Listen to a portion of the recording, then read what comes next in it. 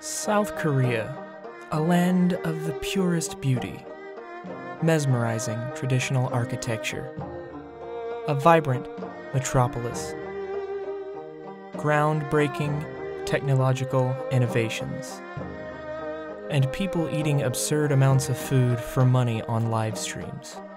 Because Asia.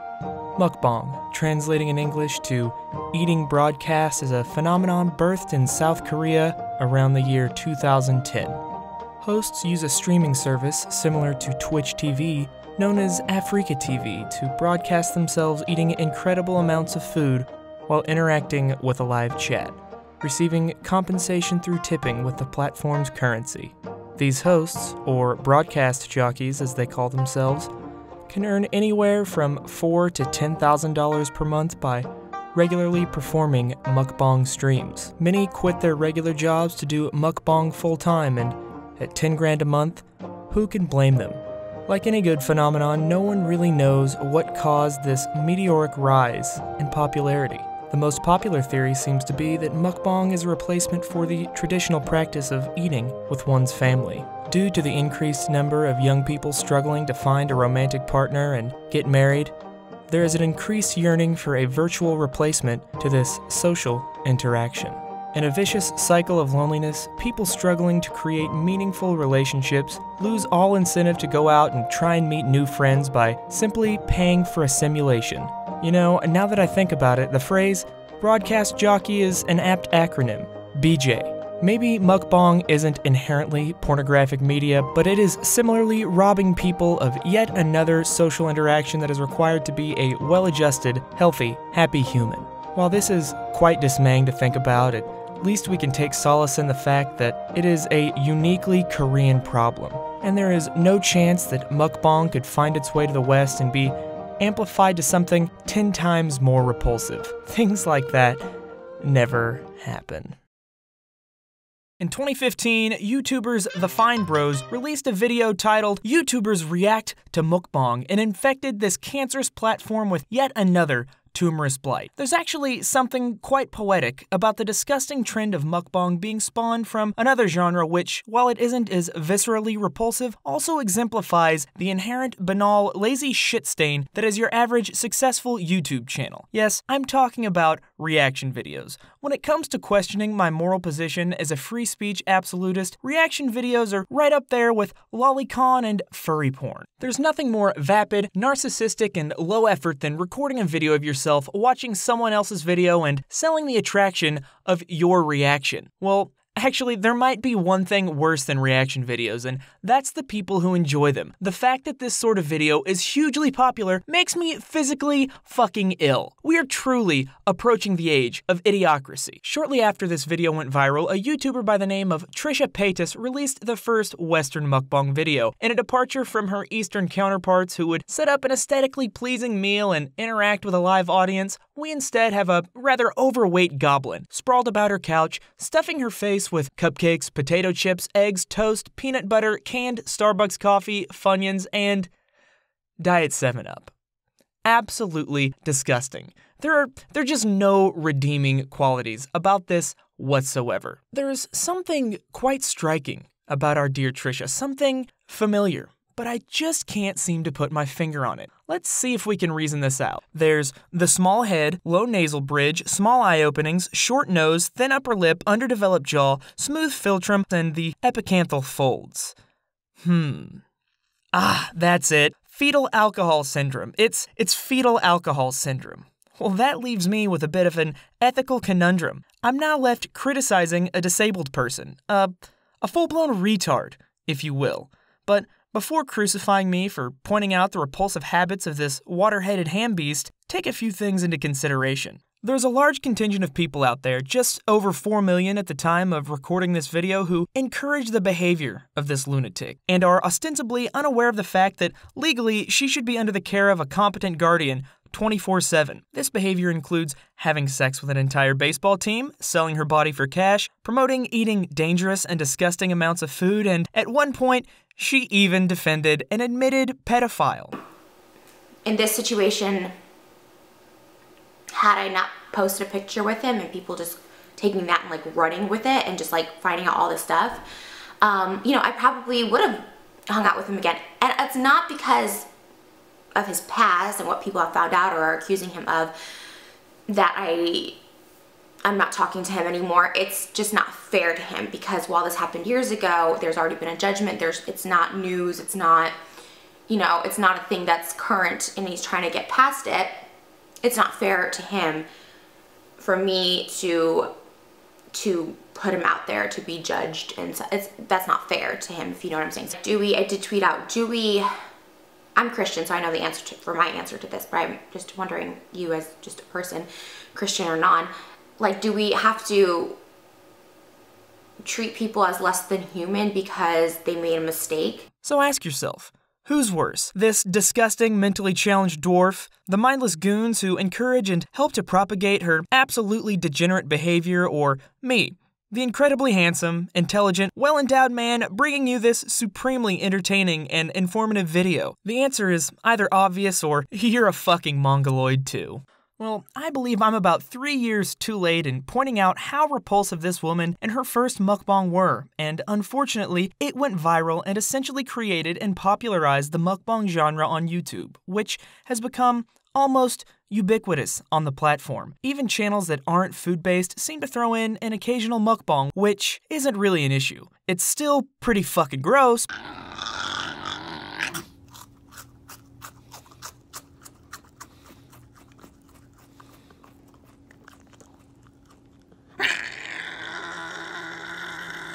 But it isn't an issue. The problem, the very crux of this video, are the channels dedicated to mukbang. They are a hideous monument to the gluttonous lifestyle that has become a defining characteristic of so many Americans. Quite frankly, the revulsion I've felt researching this video has vastly improved my own diet and done wonders for my health. And I hope that, if anything, this video will do the same for you, because shame and disgust are very powerful things. Now, I'm absolutely certain I could spend forever telling you about all of the grotesque exploits of Trisha. In fact, I could probably dedicate an entire video to dissecting her twisted and broken mind, but I don't want to give her any more attention. It's what she thrives on. Well, that and approximately 10,000 calories a day in fast food, but you understand my point. Also, I don't believe I'm mentally capable of watching another one of her videos. She might be the most insufferable person on this website. In fact, the few videos I did have to watch in order to gain the information I needed for this little project almost completely destroyed my will to live. Instead, what I'd like to do is take a look at several channels across the mukbang genre, both large and small, to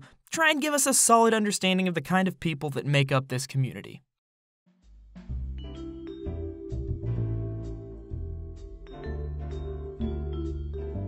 Amberlynn Read, mukbang extraordinaire, 27 years old, a true colossus, weighing in at around 515 pounds, this Moby Dick of the trailer court has established quite the reputation online, with YouTube channels dedicated specifically to clipping out her most egregious lies and disgusting moments, hordes of hate watchers, and a Kiwifarms thread that is well over 900 pages in length. There is an entire community dedicated specifically to discussing the bizarre life of Amberlynn Read and how bizarre it really is. A typical Amberlynn video consists of her complaining about all of the problems she faces living as a morbidly obese woman while eating disgusting, highly processed foods: pizza, taquitos, ramen noodles, flaming hot Cheetos, McDonald's, Taco Bell. The list goes on and on.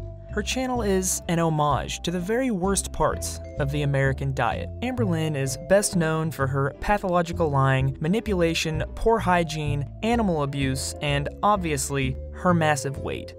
She is consistently dieting, making healthy mukbangs. However, it's fairly obvious that when the camera is off, she is lying about the house, eating as a hobby, or more likely because of a severe mental illness. Here we have a video from 6 months ago where she weighs in at just under 500 pounds and tells us she's beginning her journey to drop the weight.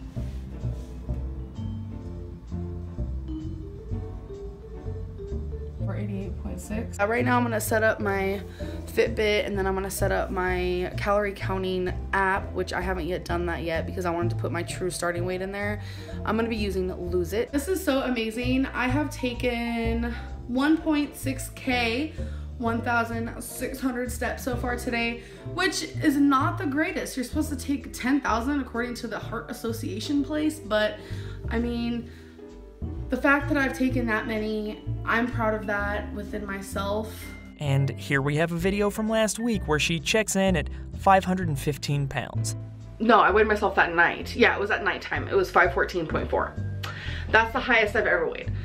514.4. It's fairly obvious that her weight loss journey is nothing more than a facade to drum up views. To her credit, and my disgust, it's working quite well. Amberlynn is also a lesbian and in a relationship, which is shocking in and of itself. Not because she's a lesbian, but because someone would, of their own volition, be physically intimate with a person who is not only an affront to the human anatomy, but is also, at her very core, a horrible person. At one point, Amberlynn uploaded a video claiming that one of her exes physically and sexually abused her, which would explain some of her insane, erratic behavior and obvious eating disorder. But I do remember us being on the sidewalk, and I remember her dropping what was in her hands, and she took me by the throat and she started yelling at me. I was like, what? She started punching me a lot. She would aim for my belly. I don't think she ever actually hit me in the face. Her favorite spot was my stomach. She would punch me really hard in my stomach. She'd punch me like around right here a lot. She would punch me on my arms, and she would continuously do it until I agreed to make love to her or have sex, whatever you want to consider it. So not only was I being physically abused, but I was pretty much being like raped. That is what I consider it, because I continuously would say no to her.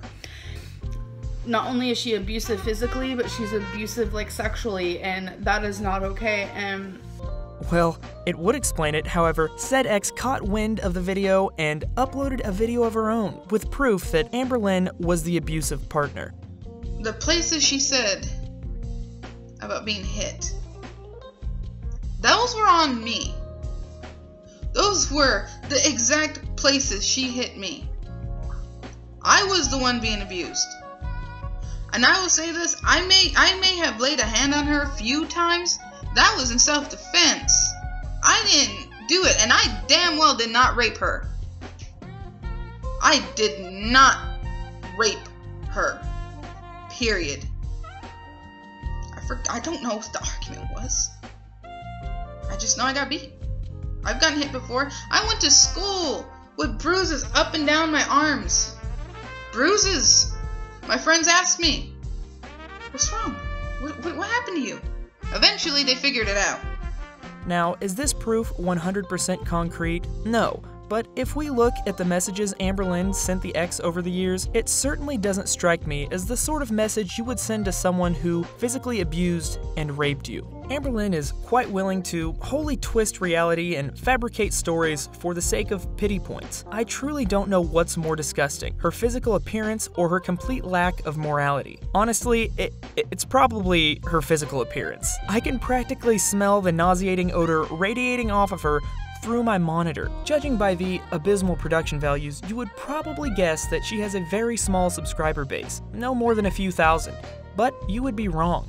Amberlynn has 70,000 subs, an average view count of around 50,000, and over 30 million total views on her channel. Believe it or not, Amberlynn is actually being supported primarily by the very people who are disgusted by her behavior. It is nearly impossible to find a recent video that doesn't sport an overwhelming dislike to like ratio, suggesting that the majority of people who tune into her videos aren't actual fans, but people who enjoy witnessing the train wreck of her life. However, in the economy of YouTube, a view is a view, and her videos are replete with ads. So each time you check into one of her videos to leave a dislike, a critical comment, or just take in the show, you are actually further enabling her. Now, am I suggesting you should stop enjoying the Amberlynn show? Absolutely not. Who am I to try and rob a man of his livestock? All I'm saying is you should probably make sure that you've installed and turned on that pesky ad block.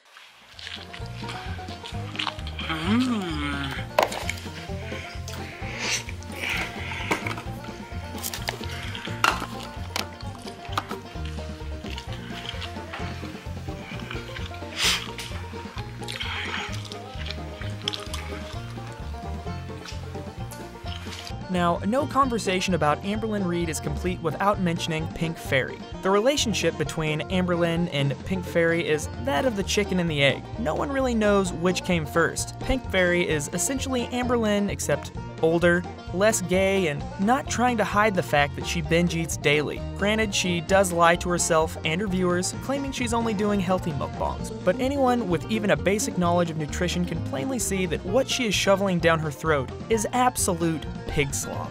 One thing I will say about this channel is that it is quite intriguing. It is so over-the-top white trash that it almost comes off as a performance art piece. Walmart, Aldi's, and Dollar Tree haul videos, eating exclusively off paper plates, cooking with tinfoil. I mean, look, what the fuck is that? It's as if someone popped open a sewer manhole, lowered a bucket into the stream of waste, boiled it in bleach, and tried to pass it off as a meal as some sort of sick prank. I'll show you, you dumb son of a bitch. Think you could sleep with my sister and I wouldn't find out? I call this one the fairy surprise. Bon appetit, you bastard. Oh, and did I mention she has a husband and a child whom she feeds the same trash she makes for herself? She even lies in the comments section about her daughter's diet, when proof of what she's feeding her is in the very video itself. You would think that this ogre would only have a few hundred subs at most, but she is currently at 13,000 and growing. I'll be honest with you, I have no idea how she has this many subs. My best guess would be morbid curiosity, but she doesn't have a horrible like to dislike ratio, and there seem to be people in her comment section who truly enjoy watching her videos. I suppose the explanation is that this platform is quickly turning into Facebook, a haven for middle-aged people to share their lives, pat each other on the back, and pretend like they aren't fucking miserable drains on society.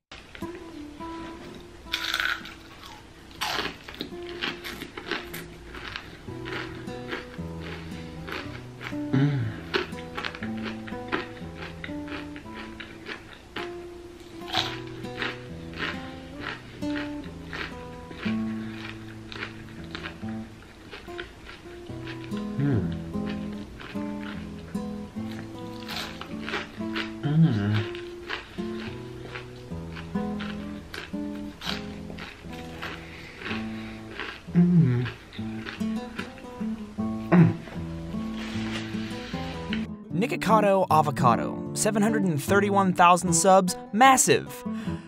Ass and man boobs. Look, I despise these mukbang channels, but if I were forced to pick one of them that I had to watch, it would be Mikado Avocado. I'm not saying his content is good. I'm not. But to a point, it is entertaining. I mean, he's constantly melting the fuck down. I'm fucking done. I'm done. Get the fuck out of here. In stark contrast to his current state, Mikado started off his illustrious career as a vegan YouTuber. Eventually, he decided to quit his vegan lifestyle due to health problems, which, in hindsight, probably wasn't the best idea. Let's take a stroll down memory lane, shall we? Here's the first video currently available on his channel from around 2 years ago. He looks like a pretty healthy guy, probably in better shape than most if we're being honest. Say what you will about vegans, they don't typically have a propensity for being slobbery, slovenly, binge-eating messes. Now, let's take a peek at a more current video of Mikado. Wow, quite a stark contrast. He went from calling himself avocado to having a body with the same consistency as guacamole. Disgusting. The jackass basically turned himself into a walking piece of vegan propaganda. But hey, at least his health problems went away, right? No, not quite. Nick's lower back hurts, and I'm telling him to go see a nephrologist because it might be kidney related, but he refuses to go. Ouch. Oh. I can see. Oh, my head hurts so bad. Everything hurts. I feel like I'm being stabbed everywhere. It's so uncomfortable. It hurts to just be alive. As you can see, aside from being over 50 pounds overweight, Mikado suffers from a myriad of health problems, but all of them pale in comparison to his mental state. The amount of videos in which he is not just tearing up, but full-on sobbing, blowing his nose and wailing, whilst he stuffs his face with the trash du jour is Simply astounding. And he will cry at the most minute, insubstantial things. Having a bad day? Crying. Burnt his hash browns? Crying. Doesn't want to be a vegan anymore? Crying. Problems with his boyfriend? Crying. Receiving mean comments on his videos? Absolute meltdown. We want to see Orland. We want to see you eat with Orland. We want to see Orland. Oh God, he's not eating fucking guacamole. Oh, yeah, we can eat together, and we eat together, and all of you attack his weight. You call him the fucking N-word, and you say all this stuff about him being ethnic, like... Oh, and did I mention he was deported from Colombia? Yeah, he got deported from Colombia. He overstayed his 90-day visa by 160 days after his marriage visa was denied, which, quite frankly, is absurd. He and his husband have such a great relationship. Their open honesty should be the envy of all couples, both straight and gay. Take this video, for example, where they explain why they broke up and their reconciliation. And Nick went on a trip. Well, the first thing that you did in Florida was he actually cheated on me with someone in Florida, like a day or two after you arrived to Florida, right? Yeah. Are you gonna go like spot by spot? Well, in Virginia, you had one with a friend, a mutual friend that I met thanks to you, and then you had repeats, didn't you, in Virginia? No. Yeah, the one with the Tempur-Pedic bed that you really liked. You had a there was like friend. 4 or 5 in DC. 4 or 5, yeah. I was like, whoa! And then New York, there was like 3 or 4. But by the time I got to London, I was just... But then you did have one at your parents' place. Like close to your parents' house. My parents were back in the United States. I didn't make them in Asia. He made the raunchiest. That's not the true. Raunchy. They were not raunchy. They were very normal for Craigslist. They were so gross. Oh, just a little mistake. Just a small slip up. You know, the typical. Put out a few Craigslist ads to fuck random dudes. Not that big of a deal. What's the worst that could happen? Well, when he came back, he brought me a bug, a little bugger. Brought a bug. He brought me a bug. An STD. An STD is the worst that could happen. So I went on a trip and made a little mistake. Well, Nick, you made more than a little mistake. You have sex with 13 strangers. No, I only had sex with 12 strangers. Okay, so you only have sex with 12 strangers, but you also give me chlamydia. Yeah, but chlamydia isn't that big of a deal. We cured it with antibiotics. Yes, but I also have these incurable autoimmune disease that makes everything way worse and is, you know, slowly healing me. Yes, Mikado infected his boyfriend, a future husband, with a sexually transmitted disease, and his husband is dying from an autoimmune disease. The disease is so bad, in fact, that he eventually used it as an excuse to divorce Mikado. And now that I'm here, he tells me, don't come back. Let me go in peace. I just want to be with my fruit. I'm like, what the fuck? What the fuck? Well, at least that's the excuse he used. If I were in his position, I'd say anything to get rid of the lunatic as well. Do you realize how much of a nut job you have to be to get deported from fucking Colombia? Well, the ensuing mental breakdown was pretty amazing. But in true sociopathic fashion, he transitioned right back into stuffing his face with disgusting amounts of food, pretending nothing is wrong. If you look at his recent videos, you would think that he was happy as can be. But if you have access behind the scenes, you would know that like the rest of these disgusting animals, his lunacy never, ever ends.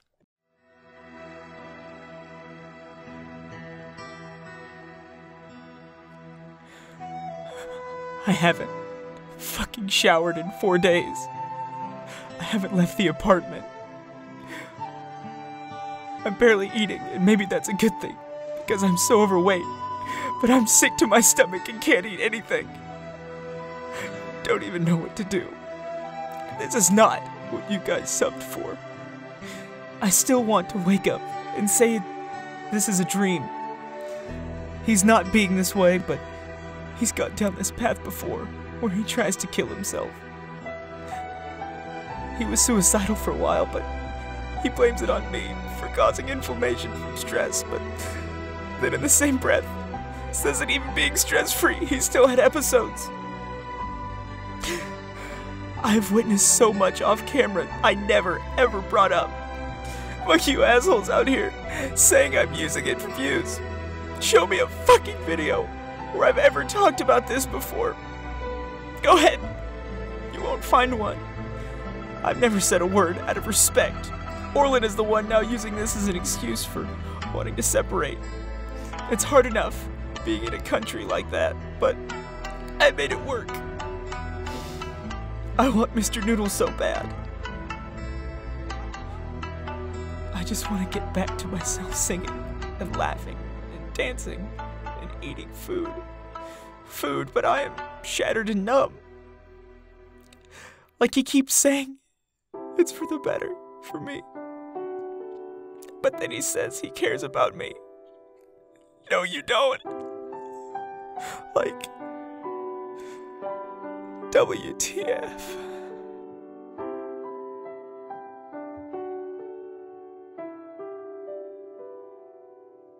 You know, I'm not advocating for a nuclear holocaust, but maybe just like a small plague. Maybe like get rid of 60 to 80% of the current population, start over, revamp the system.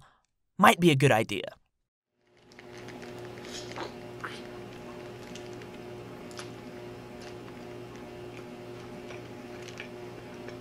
Meet Candy. She runs a mukbang channel called Hungry Fat Chick. She's quite different from your typical mukbang YouTuber in that her career in overeating spans decades longer than this relatively new YouTube trend, as she began her career as an adult fetish model in the year 2002. One would think that as a career eater, she would be incredibly charismatic, entertaining, and at home behind the lens of a camera, but this isn't the case. Pick any one of her videos at random and you can see that she is an extremely timid, introverted person, and there's a reason for that. Anyone who knows a person that is in a similar condition, someone who has reached this level of morbid obesity, knows that there is almost a 100% guarantee that they have faced horrible abuse and trauma in their lives. And Candy is no exception to that rule. She was born to heroin addicts, neglected, and eventually abandoned by her parents until she was finally rescued and adopted by her grandparents. She's alluded to being molested by her stepfather or one of her mother's boyfriends and has struggled with weight her entire life. She suffers from anxiety, depression, and mild agoraphobia. Due to this, she can't hold a day job and does not have custody of her 2 children, whom reside with their paternal grandparents. You might be wondering, when are the jokes coming? Well, I hate to disappoint you here, but they aren't coming in this case. I don't refrain from making jokes about Candy because of her mental illness or her dire health. Those aren't excuses that free one from harsh criticism or mockery. This should be obvious, as every person in this video share the very same characteristics. But unlike other YouTubers featured in this video, she doesn't seem to share the same shameless, narcissistic self-aggrandizement, and to make jokes at her expense would be nothing more than bullying a weak, broken person who is actually very self-aware and upfront with the fact that she is severely ill and needs help. It seems she actually quit making videos recently. You know, there's no nice way to put this. Candy is at risk of dying at any moment. The only reason I am including her in this video is because she should serve as a lesson for all of you other mukbang YouTubers. You've been at this for no more than a few years. The money is great, people love you, and you think you're on top of the world. Well, take a good hard look at this poor woman. That is your future if you continue down this path. Make no mistake, mukbang will go out of style and you will be broke and unable to work a job. You will lose your house, your cars, and all of your nice things, and no one, not one single person, will give a shit. But you know what won't go away? Your eating disorder and your debilitating obesity. And the longer you continue this disgusting behavior, the lower your chances of recovery become. Let me be frank here. I'm not saying all this because I give a solitary shit about these people. I care more about the fact that people who make good, original content get driven off of this platform because YouTube encourages this milquetoast, low-effort bullshit. But I do think there is hope. In my opinion, we have reached a point where the mainstream content of this platform has become so bad that there is no way it can get any worse. We have to be at rock bottom. This has to be the critical mass. So we can only go up from here. I mean, the only way this could get any worse is if these horrible trends could amalgamate into an even more hideous monstrosity. What? No. No. Oh, mother...